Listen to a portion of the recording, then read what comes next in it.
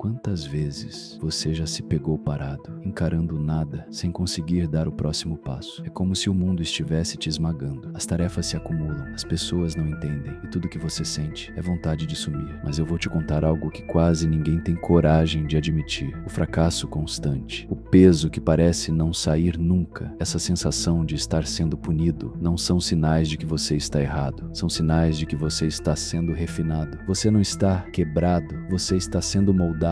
Não existe luz verdadeira sem atravessar a escuridão. Não existe força real sem o desconforto da lapidação. E sabe o que mais? A dúvida que te consome é o teste. A dor que te rasga é a forja. O silêncio que te cerca é o treinamento. Você é a arma. E tudo isso é o seu despertar. E o ponto é exatamente esse. Não é castigo, é preparação. Não é o fim, é o início da sua metamorfose. Não pare agora. Não pare agora. Porque é exatamente aqui que tudo começa. Me siga para mais revelações assim.